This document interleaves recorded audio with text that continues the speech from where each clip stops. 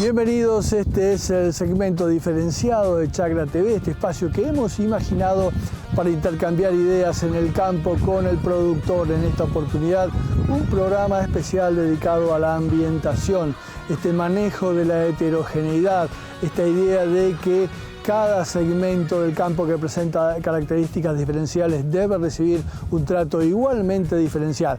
Este grupo de agrolíderes van a contarnos su experiencia, nos explican cómo han manejado la variabilidad dentro de sus establecimientos.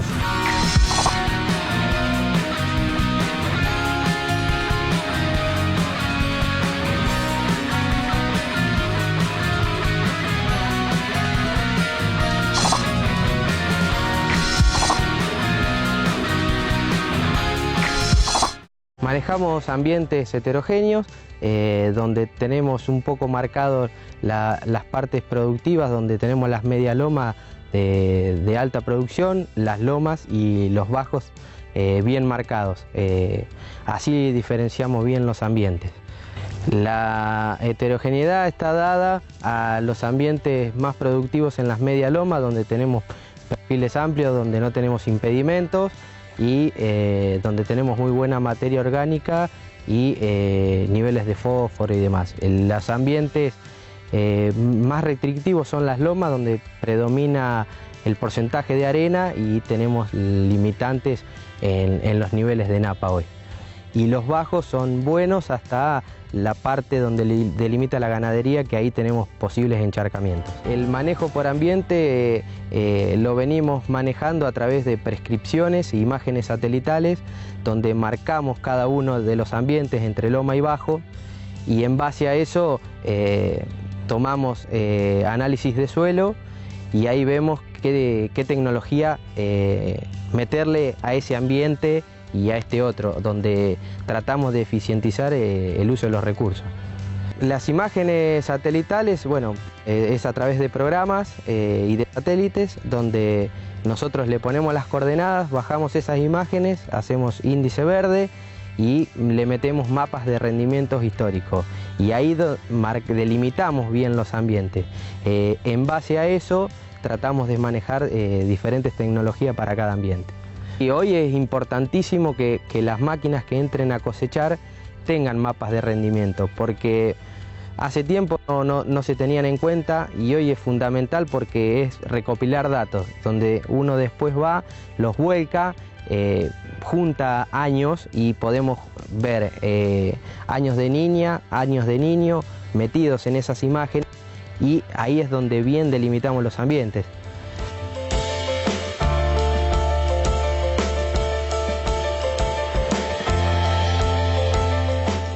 El índice verde nos marca bien la parte más productiva del campo y la menos productiva o más castigada de acuerdo a los fenómenos que se nos den. Donde tenemos pocas precipitaciones y la evapotranspiración es grande, es ahí donde más se marca la productividad del ambiente. A medida que pasan los años y las cuestiones climáticas influyen, uno va a seguir viendo estas imágenes y estas correlaciones donde se marcan bien los ambientes, tanto en años húmedos como en años secos.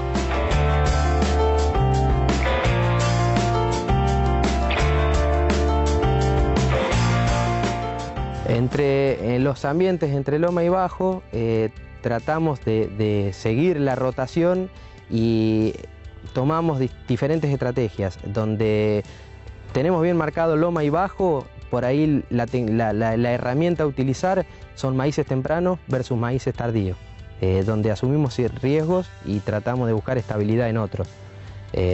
Después, en lo que respecta a trigo, manejamos los mismos ambientes y por ahí vamos a jugar un poco más con fechas de siembra, pero básicamente en lo que es fina tratamos de meterlo en lo que viene el planteo de la rotación.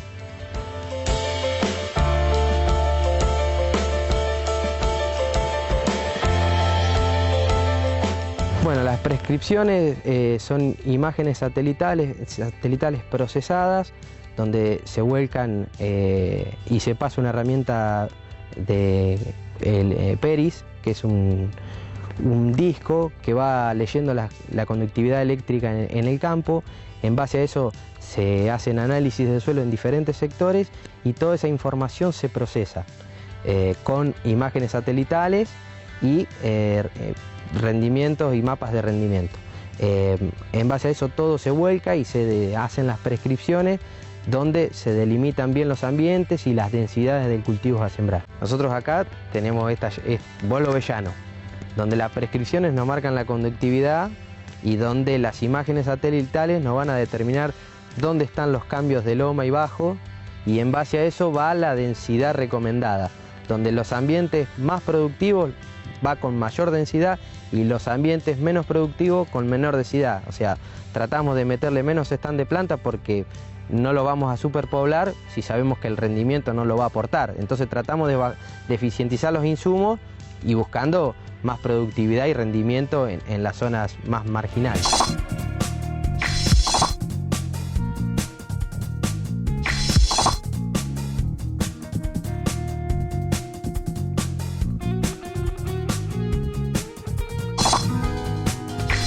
En cuanto a suelos hay una diferencia grande, ya que de las lagunas encadenadas hacia el norte son suelos profundos y arenosos, textura franco-arenoso, arenoso-franco y lomas totalmente arenosas con más del 80% de arena y bajo porcentaje de materia orgánica.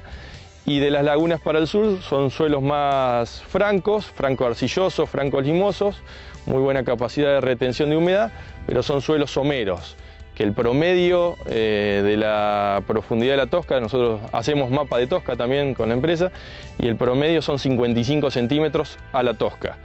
Hay lugares con 20 centímetros a la tosca que varios productores directamente no siembran, ambientan esos lugares y no la siembran, y hay lugares de más de 1,20 m que con la capacidad de almacenamiento de los suelos de textura franca son lugares muy buenos. La tosca no solo impacta en la capacidad de almacenaje de humedad. Si nosotros estamos hablando de un suelo franco que tiene, por centímetro de suelo tiene 1,5 milímetros de capacidad de retener agua, en 55 centímetros estamos hablando de 75 milímetros de agua solamente, 75, 80 milímetros de capacidad de almacenar agua. No solo impacta en eso, en la capacidad de almacenar agua, sino que también en cuanto a nutrientes. Hemos hecho análisis en sectores con tosca y sectores sectores con tosca más cerca de la superficie, a 40 centímetros era uno de los lugares, versus tosca a más de 80 centímetros, y nutricionalmente la diferencia es muy grande. No son exactos los números, pero en los lugares donde los suelos tenían menos de 40 centímetros a la tosca, la materia orgánica andaba en los 2,5 y el fósforo rondaba las 11 partes por millón, y en los lugares donde teníamos más de 80 centímetros de profundidad de la tosca, teníamos materia orgánica de 4,5, 5 y más de 20 partes por millón de fósforo. Eso estimamos que es porque al haber más suelo, más capacidad de explorar las raíces, nos trae muchos nutrientes de abajo y lo deposita arriba, entonces por eso el análisis se hizo 0,20. Entonces no solo es la capacidad de almacenar humedad, sino que también es la cantidad de nutrientes que tienen esos sectores. La distribución de la tosca en nuestra zona la podríamos llamar que es muy biológica, digamos. En un mismo lote hay zonas de menos de 30 centímetros de tosca y más de 80, más de 1 metro en cuestión de metros nomás. De hecho, hay algunas veces hemos llegado a medir en 50 centímetros que pasamos de 80 centímetros a 40. En promedio, el 15% más o menos de la superficie tiene menos de 30 centímetros de profundidad la tosca. De hecho, en este campo de 100 hectáreas tenemos 15 hectáreas que no lo sembramos porque tiene menos de 30 centímetros, y también hay sectores que serán 15-20% que tienen más de 1,20 m. En el medio la distribución es totalmente heterogénea. El manejo que se puede llegar a hacer según la profundidad de la tosca cambia según el cultivo. El girasol es un cultivo bastante indicador de la profundidad de la tosca. Vamos a ver donde hay loma quedan plantitas de 1 metro, y en los lugares profundos hay plantas de más de 2 metros de altura, acá en la zona de los suelos someros. Así que cambia según el cultivo y también cambia según el asesor, según el productor, el criterio profesional, porque considero que falta mucha investigación en el tema, a pesar que tenemos acá cerca institutos de investigación como el INTA, la universidad por ahí ya está un poquito más lejos, lo más cerca que tenemos es Bahía Blanca, 200 kilómetros, con el tipo de suelo nuestro, ¿no? Santa Rosa ya es otro tipo de suelo. Está el ministerio también acá como organismo de investigación, pero falta investigación como para los que queremos empezar a trabajar o que ya estamos trabajando con la agricultura de precisión en la zona de la arena y queremos trabajar en esta zona. Falta investigación como para hacer las cosas más profesional. Podemos tener el mapa de Tosca que nos correlacione directamente con la productividad. Si nosotros comparamos mapa de Tosca con índice verde, con mapas de cosecha, el mapa de Tosca se relaciona directamente con la productividad, pero falta, creo que, más investigación para ajustar densidades, para ajustar fertilización en cada uno de los ambientes. Personalmente, menos de 30 centímetros a la Tosca yo no siembro, sí. Y si el lote tiene más de 80 centímetros de profundidad, no tengo problema de hacer ningún cultivo de verano.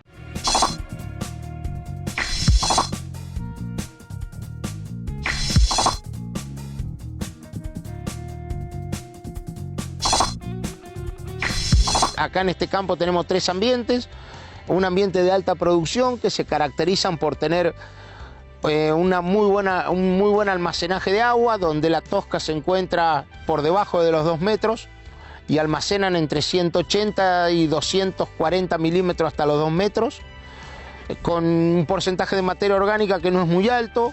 Estamos entre 1,82 a 1,90 en los mejores ambientes.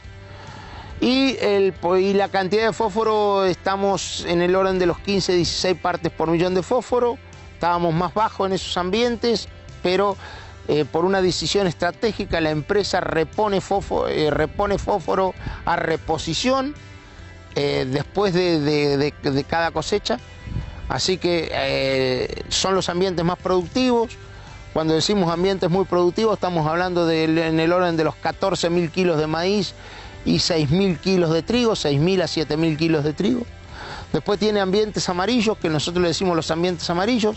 Son ambientes donde la cantidad de agua útil que tienen esos ambientes andan en el orden de los 150, 160 milímetros, pero son amarillos porque siempre tienen alguna, más o menos en el orden del 1,30 m, 1,40 m, tienen una impedancia dada por Tosca, una Tosca muy finita, y que son ambientes que tienen también muy buenos potenciales de rendimiento. En maíz están en el orden de los 11,5 toneladas por hectárea, y en trigo andan en el orden de las 4,5 a 5.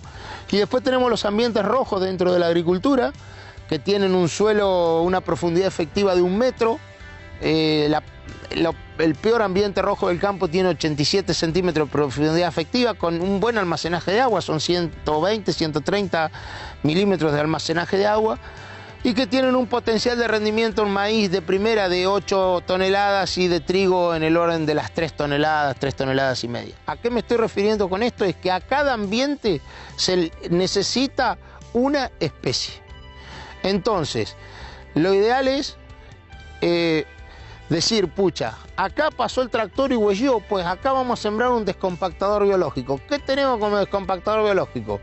Y tenemos Guairoa, tenemos Goliat, que son 2 brasicas, tenemos Radish. Pues acá vamos a sembrar Radish. Pues en la loma y la vicia con 15 kilos viene floja, pues sembremos 50 kilos. Pues en el tendido la vicia viene un poco floja, pues sembrémosle trébol persa. Eso en lo que respecta a lo que son cultivos de cobertura. Lo que también me está dando vuelta en la cabeza, que creo que a futuro vamos a tener que empezar a hacer, es tratar de empezar a pisar un cultivo con otro. ¿Qué es esto? Es cuando casi estén por trillarse los cultivos, venir con una altina y sembrar al voleo. Sembrar soja, sobre un trigo sembrarle la soja al voleo, sobre una soja sembrar el cultivo de cobertura al voleo. De hecho, este año hemos probado unas 150 hectáreas con la altina con muy buenos resultados.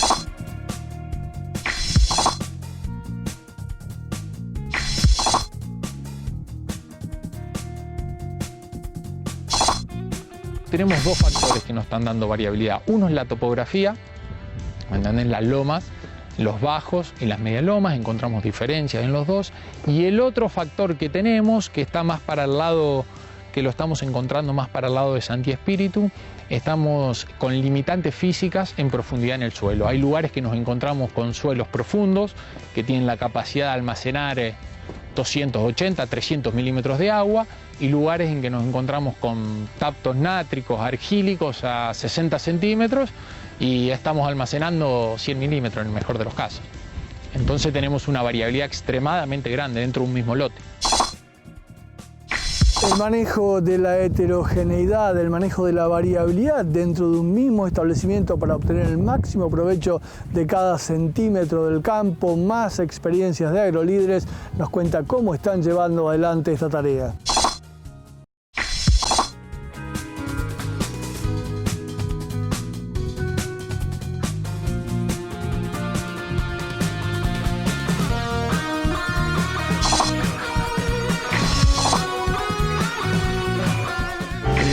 La variabilidad es infinita. Uno puede encontrar variabilidad en 1000 hectáreas, en 100 hectáreas, en 10 hectáreas, en 1 hectárea, con lo cual es muy importante cuando se trabaja en grandes superficies darle escala, porque de tan fino que uno quiere hilar, termina siendo preso de su propia estrategia y no logrando los objetivos. Estamos trabajando en eso. Y siempre dentro de la escala que trabaja Centella, que son hoy a nivel de megaambientes. Básicamente las dos variables que condicionan los ambientes de Centella es la topografía y el tipo de suelo. La topografía determina si un suelo es bien drenado o mal drenado, y la textura si es arcilloso, pesado o más argidolvértico, bueno, que sea un suelo franco. Y eso determina que podamos avanzar con 2 rotaciones y con determinadas estrategias de fertilización. Las estrategias de fertilización se ajustan, depende del cultivo. Lo que tenemos son 2 rotaciones en función del ambiente. Los ambientes que son planos bajos, que son lotes que durante el invierno están con mayor riesgo de encharcamiento, de tener anoxia, de estar saturados. En esos lotes no desarrollamos cultivos de invierno. Simplemente rotamos con cultivos de verano y eventualmente con algún cultivo de cobertura. Y en los lotes que son bien drenados, los que nosotros llamamos ondulados, esos lotes desarrollamos la rotación general que tenemos para Centella, y dependiendo de si son ondulados pesados o ondulados francos, ajustamos la tecnología de cada cultivo. En los ondulados francos vamos con tecnologías de alto potencial para la zona, y en los ondulados pesados vamos con tecnologías más defensivas.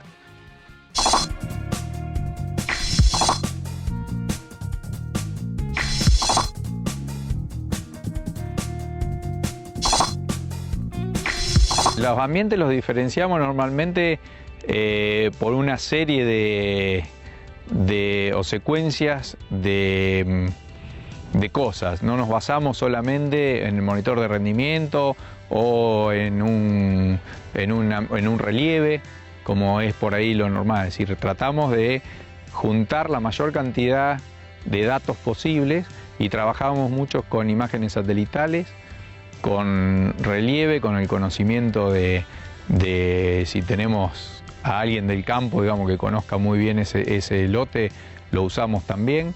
Tenemos los mapas de rendimientos, trabajamos con análisis de suelo, y eso es lo básico y lo fundamental, digamos, del arranque para determinar ambientes. Después hemos implementado en algunos casos probando el tema de Veris,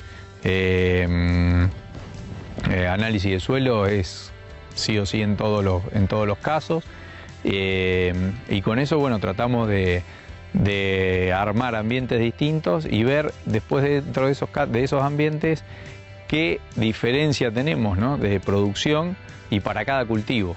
Lo que más estamos trabajando en ambientación es en trigo, en gramíneas, en lo que es trigo y maíz.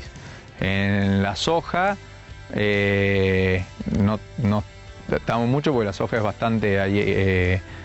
no le encontramos todavía la vuelta exacta de que un año, si es un ambiente u otro, rinda más. Sí, lo que por ahí hacemos en esa diferenciación de ambiente es distintas variedades, ¿no? Ahora, en lo que es a maíz, trabajamos con densidad y fertilización en cuanto a las diferencias de ambiente, y en trigo en fertilización, y en soja con distintos tipos de variedades. Trabajamos con lo macro, es decir, diferenciar 2 y en algún caso 3 ambientes, pero más de eso nuestra región no nos da.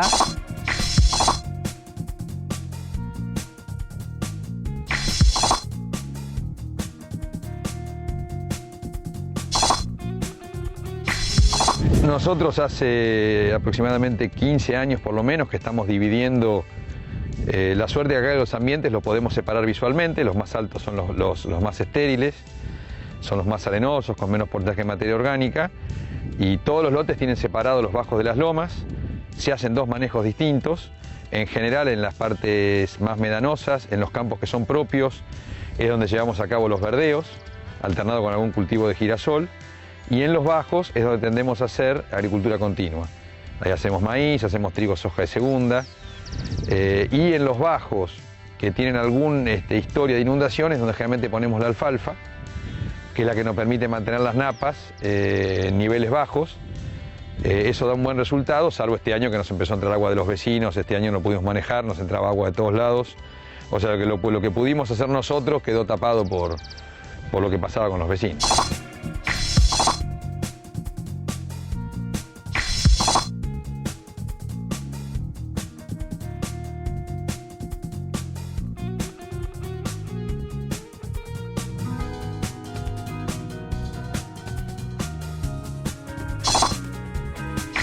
Estamos en el sudoeste de Buenos Aires, cerquita de Bordenave. Mucha gente que dice esto es una zona marginal. Yo digo, no es marginal. Digo, esto es, digamos, es marginal si yo lo comparo con Pergamino. Pero esto es Darregueira, esto es sudeste de la provincia de Buenos Aires. Acá llueve 650 milímetros, tenemos 50 centímetros de suelo, hay tanto frío, tanto calor. Bueno, ¿qué podemos hacer con esto? Y en base a eso es con lo que uno tiene que trabajar. Esas son las herramientas con las variables con las que hay que trabajar. Todo el mundo dice, sí, hay piedra abajo, tosca. Bueno, parece que está todo a 50 centímetros, todo a 80. No, no es así. Hay tosca, vuelvo a decir, desde más de 1 metro hasta tosca arriba de la loma. Nosotros acá tenemos un equipo de riego, regábamos, poníamos 80.000, 88.000 plantas por hectárea, bien fertilizado todo, y entonces uno veía en pleno verano que hay maíces en unas partes que quedaban así chiquitos y otros un desarrollo bárbaro. Bueno, ¿qué está pasando? Entonces la inquietud un poco me llevó a sacar muestras de suelo de un lado del otro, y empecé a ver que había lugares en donde el maíz estaba chico, había 67 partes por millón de fósforo. Y en la parte donde, en los bajos profundos, donde el desarrollo del cultivo estaba muy bueno, 8, 7, 6, 5 partes por millón de fósforo. Y bueno, ¿qué está pasando? Bueno, el tema es que como históricamente las muestras de suelo se sacan por medio de un lote, el análisis se hace por medio de esa muestra y se fertiliza con una máquina, digamos, sin hacer variable, o sea, todo el mismo lote. Entonces, ¿qué pasa? En los lugares donde tiene menos potencial porque no tiene agua, el fósforo, en este caso, se va poniendo de más, digamos, o sea, hay un subuso de ese fósforo que se pone. ¿Me explico, digo? Bueno, en el caso de las partes profundas, donde hay más potencial porque hay agua, la limitante la estábamos poniendo nosotros mismos en el fósforo, porque el promedio era 50 kilos, 80 kilos, pero ahí estamos poniendo 80 kilos donde se necesitaba 150 y acá estamos poniendo 80 donde no necesitaba nada. Bueno, entonces eso ya es un número. Todo eso me llevó a empezar a muestrear, digamos, por ambiente, y bueno, y terminamos haciendo, y en todos los campos haciendo un mapa de profundidad tosca, mapas manuales, ¿no? O sea, midiendo la tosca y georreferenciando la profundidad del suelo. Entonces eso te da un mapa de la profundidad tosca, y con ese mapa se hace un mapa de ambiente, y con ese mapa de ambiente pues se empieza a trabajar en ambiente. Y ahí dentro de un mismo lote que uno parece que es todo planito, que está todo bárbaro, tenés diferencias, ya digo, desde piedra arriba hasta más de 2 metros de profundidad. Y hay que trabajar distinto en este lote, porque antes, digamos, los que han poblado originalmente todos estos campos, en todo el país, digamos, los han hecho cuadrados, los alambrados cuadrados porque era lo que se manejaba en esa época. Pero el tema de empezar a manejar los ambientes es muy importante. Empezar a hacer ensayos uno mismo y en base a eso ir teniendo información uno. Bueno, con esa información después sí, ir llevándola a todo el resto de los ambientes parecidos y bueno, y el resultado, los resultados se ven.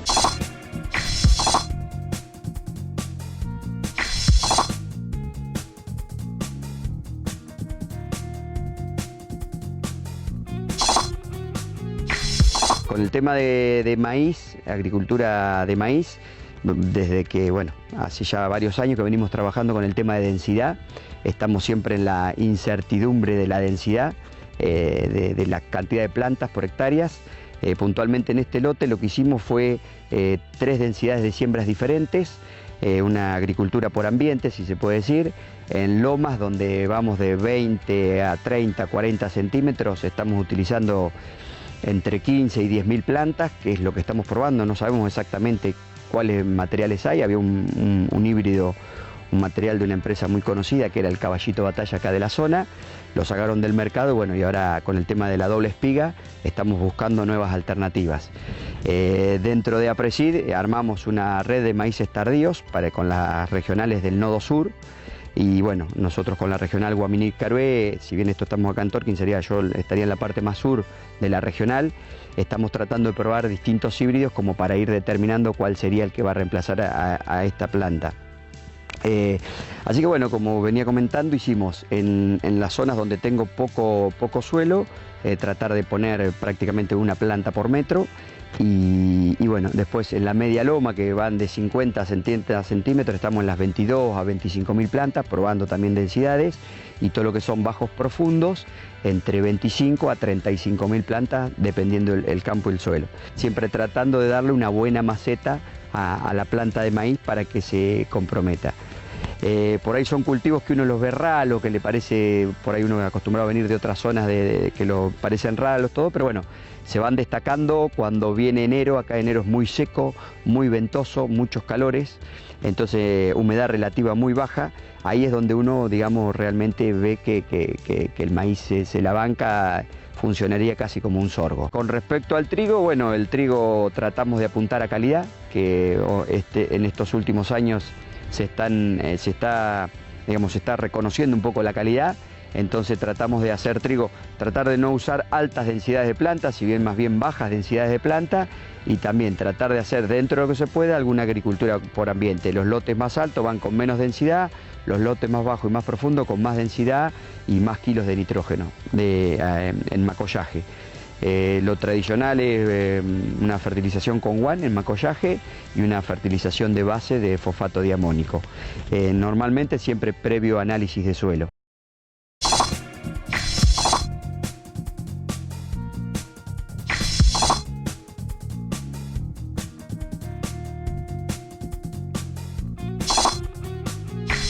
Lo que es la ambientación es mucho más complejo que un análisis de suelo. Principalmente nosotros manejamos el suelo como la estructura. Decimos, ¿qué tiene ese suelo? Por ejemplo, estos suelos son argidoles típicos. Lo que nos interesa es saber el componente de nutrientes que tiene ese suelo, el componente de materia orgánica. Eso es algo, si se quiere, lo básico que hace todo el mundo aquí, es decir, qué porcentaje de materia orgánica, nitrógeno, fósforo, azufre, micronutrientes. Pero lo que más nos interesó trabajar los últimos años es qué capacidad de retención de agua tenían esos suelos. Lo que veíamos, la diferencia entre un suelo de Marco Juárez contra un suelo de Entre Ríos, contra un suelo de la provincia de Buenos Aires o contra un suelo del sur de Córdoba, era la composición que tenía el mismo, o sea, qué porcentaje de arena, arcilla y limo tenían, qué porcentaje de materia orgánica, porque eso definía qué capacidad de retención de agua tenía, y que eso para nosotros es la diferencia. Un suelo de esta zona tiene una capacidad de retención hasta los 2 metros de 330 milímetros de agua. Entonces eso hace que podamos jugar con la fecha de siembra. Acá estamos parados en un maíz sembrado en septiembre. Lo sembramos en septiembre porque a la hora de medirle el agua tenía un 95% de agua útil. Esto implica que tiene 300 milímetros de agua que el cultivo lo puede aprovechar. Entonces, con poco que acompañe el clima, sabemos que podemos apuntar a un rendimiento de 100 quintales. En el sur de Córdoba, en la zona del Aulach, los suelos son más arenosos, la capacidad de retención de agua es del 60% de esta zona, será 200 milímetros, no podemos hacer lo mismo y muchas veces tiene presencia de tapto al 1,5 metros. Eso hace que la capacidad de retención sea aún menor. Entonces en esa zona no apuntamos a maíces en septiembre, hacemos maíces de diciembre, donde hay menor temperatura, hay más precipitaciones en febrero y podemos apuntar a un rendimiento de 80-90 quintales con más facilidad o con menos riesgo que si lo sembráramos en septiembre. Dentro de un establecimiento, dentro de una zona, separar ambientes de manera macro, es decir, bueno, si yo en este campo de 2.000 hectáreas lo conozco, sé que tengo 500 hectáreas que pueden tener un potencial como para hacer un maíz temprano, porque puede tener presencia de napa, porque históricamente son los lotes que tienen más producción. Entonces, a la hora de analizar una siembra de maíz temprano, no voy a muestrear todo el campo, voy a ir directamente a una preclasificación que hice yo, es decir, de todo esto, esta sección del campo es la que podría llegar a sembrarse o no un cultivo. Y lo mismo es con trigo y lo mismo es con otras decisiones. Por ejemplo, hoy en el norte no se nos ocurre hacer una evaluación de maíz de siembra temprana. Sabemos que tiene un riesgo enorme, más allá de que el perfil esté cargado de agua o no. O sea, entonces se va a una siembra de enero. Si tenemos alguna situación puntual en el norte, es decir, queremos hacer trigo y vamos a evaluar el agua útil en algunos ambientes que tengan mayor potencial.